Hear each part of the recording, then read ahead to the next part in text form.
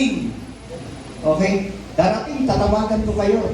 At pupunta ang mga missionary po. Okay? At titignan nyo ninyong, i-review nyo ninyong mga memory verse. Pag nakaisandaan kayo, ang price mo, 4,000 pesos. Pag naka 200 memory verse ka, 8,000 pesos. Pag naka 300 ka, ilan? 12,000. Kaya ngayon, minimemorize ko, Psalms 119.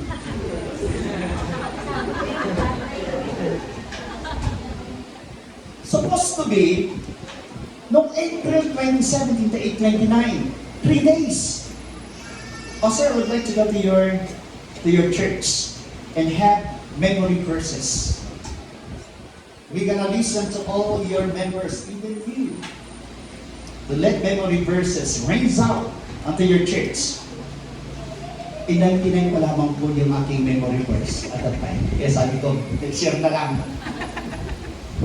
Eh, mag-memory verse po kayo. Totoo po ito. Marami akong kaklase sa Antipolo, naka 200 memory verse sila. Ilan na yun? 8,000. Kako, baka naman. Eh, sabi, mag-memory verse ka. Eh, sabihin nyo lang sa akin, si Narayan Singh o si Sister, lahat kayo, kung dumating yung pagkakataon next year, mag-memory verse kayo, meron kayong pang Jollibee. Kasi imagine, 100 lang, 4,000. Sabi ng missionary, this is my gift to your church. Just memory verse. Okay, what the point of that? Ilang beses ko na rin kung nabasa ang Biblia. Hindi ko na po masabi kung ilang beses kong nabasa ang Biblia. But, pagtapos na hanggang Revelation, bumabalik na naman po ako sa Genesis. Ganon na ganon. Bakit po? Kasi ito na po yung buhay natin. And when you receive God's revealed plan into your life, once more, yung revelasyon ng Diyos ang sasayo. At ganon din, hindi lang revelasyon, kundi it is a guiding post for every Christian to have your Bible be read day and night. Diba yun po yung susi kay Joshua? For you to be prosperous and successful, you have to meditate your Bible. The reason of the revealed plan of God is for you to see a small step of your faith, but at the end, nakikita mo foundation of faith, ganun din, broader perspective of what Christian meant to be, at mas lalo mong maintindihan kung sino ang Diyos sa buhay mo. Basahin niyo po ang inyong mga Bible. Ang hindi nagbabasa ng Biblia, nagbabasa ng comics. Pag hindi ka nagbasa ng Bible mo, kapatid, mas marami pang oras mo sa Facebook o kaya sa Messenger. Mga kabataan, ilang beses nyo nang nabasa ang yung Bible?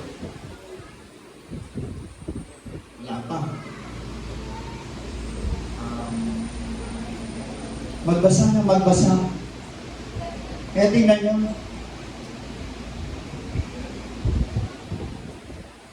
may time na doon sa City Hall, natatawa ako, meron po akong invitation for the academic meeting para po doon sa City Hall. At alam niyo, pumunta ako doon, medyo 30 minutes akong late na pumunta doon sa meeting na yun for academic. Why? Hindi, we are not part of the academic, but we are part of the religious sector. Pagdating ko doon, nasa obang ang mga academic at mga professor ng UP, TUP, PUP, at ano pang PPP, o mga professor, tapos mga supervisor ng DepEd, ng Quezon City. Ako lamang po yung representative na hindi po member ng academic, at nung umupo po ako doon, welcome. Welcome, this is an academic meeting and there's some point to consider as well as giving you the opportunity of whatever your idea, we can listen to your idea. Anong idea ko? Academic, religious sector ako, tapos mga professor ang mga kasamahan ko. Pagdating ng umpisa na, sabi ng presidente, we would like to acknowledge everyone and say a little about yourself. Bihira, mga professor, puro mga English.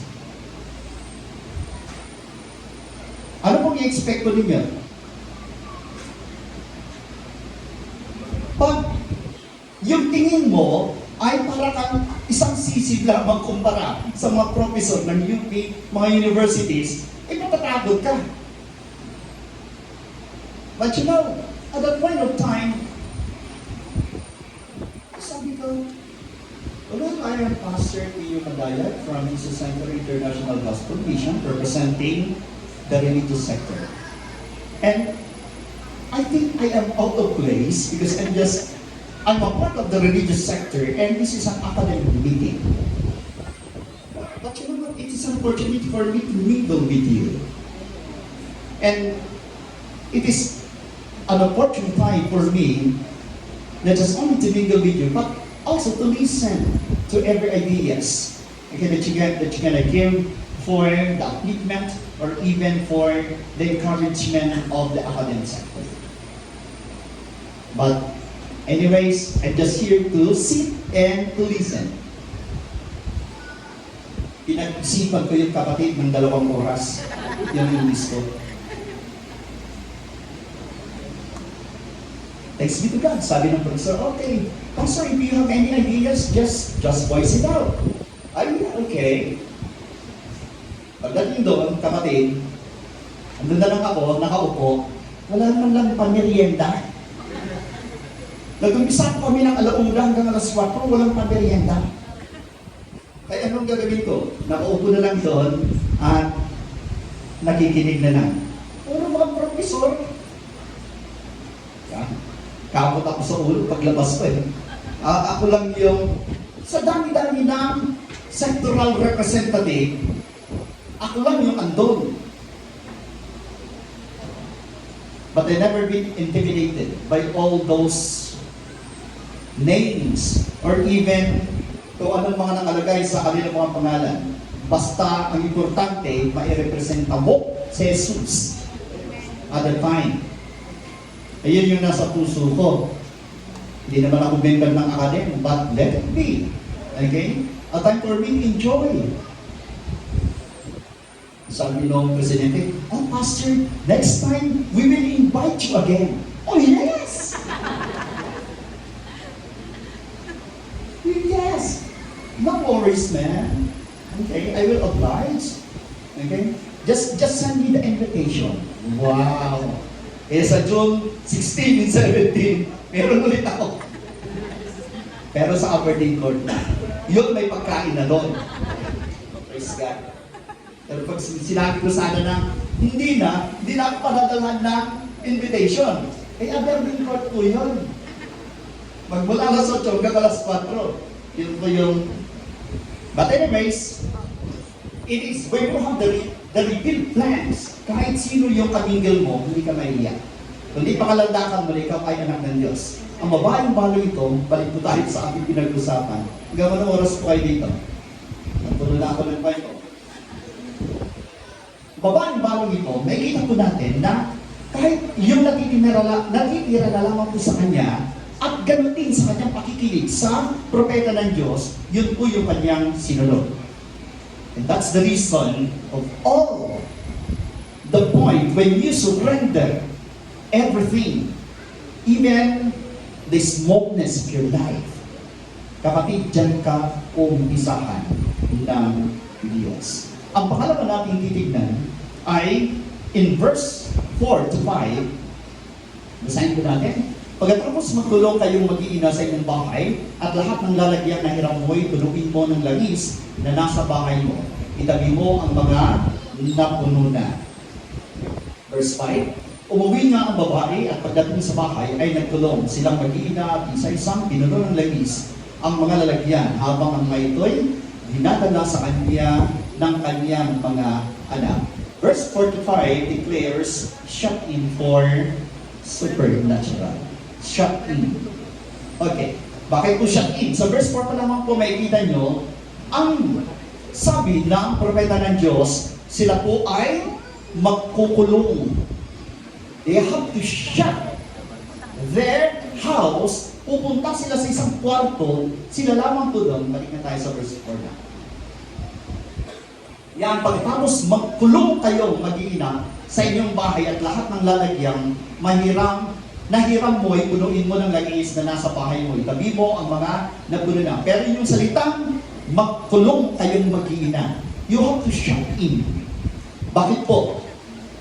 Pagdating sa instruction ng Diyos, dapat walang gulo, okay? Hindi rin pressure sa mundo o ibang tinig ang marinig mo. Kundi kung ano lang ang pinapagawa ng Diyos, yun lang mga iyong gagawin. Kaya precise ang instruction ng propeta ng Diyos dito sa babaeng balong ito, magkulong kayong mag-iina sa inyong bahay at lahat ng lalagyan na hiramoy, punuin mo ng langis. Hindi lahat ng pagkakataon, kapatid, hindi lahat ng miracle ng Diyos ay meron pong nanonood. O kaya hindi lahat ng miracle na gagawin ng Diyos sa iyo ay dapat makita at marinig ng maraming tao. There are some principles of God that when God will move unto your miracle, ikaw lamang at ang Diyos ang nakakaranas. When there is miracle in private, God will confirm it in public. Di ba mas maganda po yun? Na naranasan mo na ang miracle ng Diyos bago po may publiko.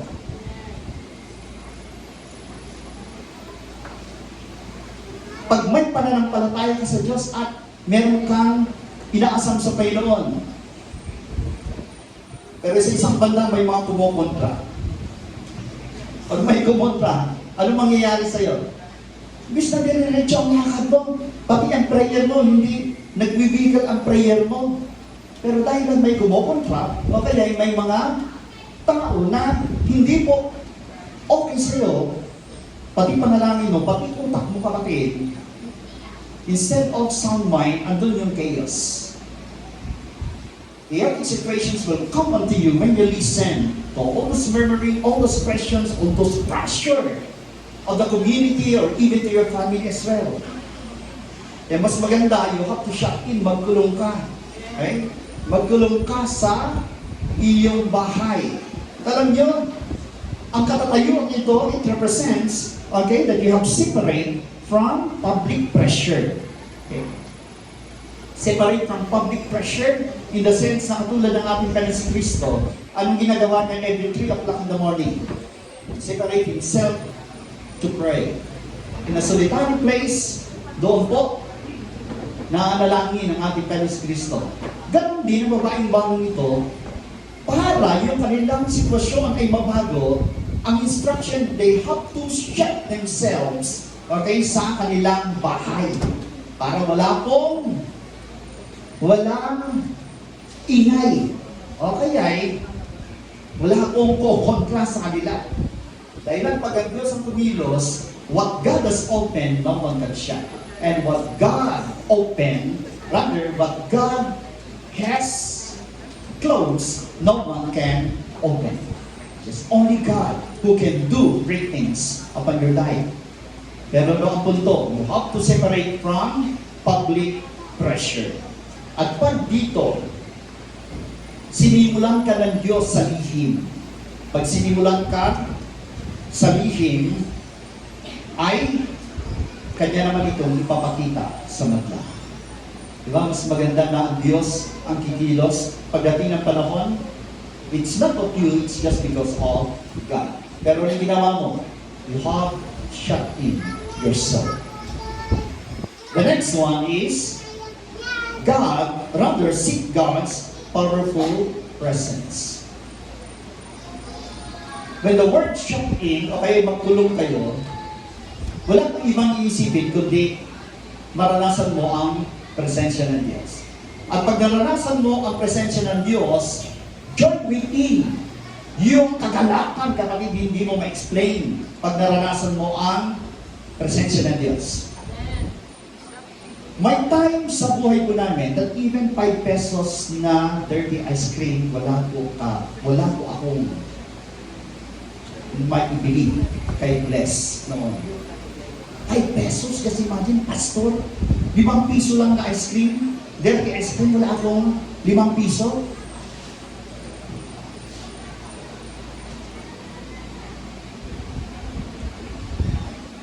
Kumakain yung mga bata, mga kalaro niya, siya na lang.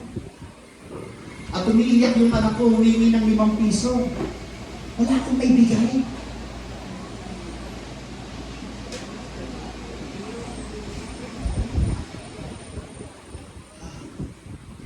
Masakit sa magulang. Okay? 5 piso na pala kang maibigay. Para sa anak mo, buti sa inyo, dito 5 piso. Hindi niya pinapansin ng 5 piso. 500 nga. Mga Gen Z, hindi na pinapansin ng 500. Gusto na nila, Tito Vic and Joey.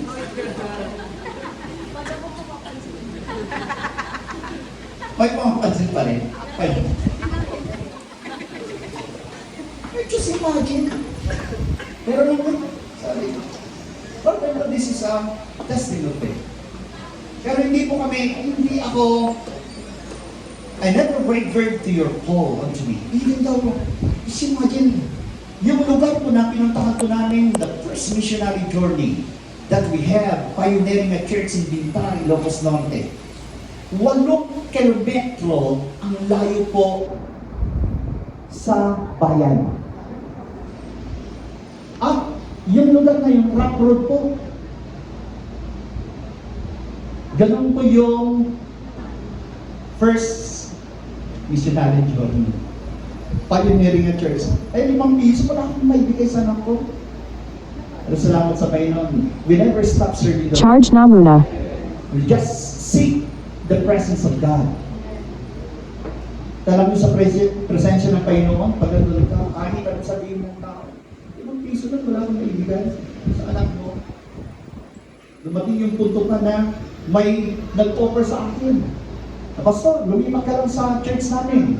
Meron kang, every month, may balikbayan box ka. Galing Amerika. Meron kang sasakyan. Meron kang bahay. Bahay, sasakyan. Tapos, balikbayan box every month. Pinatitig po kami ng balikbayan box.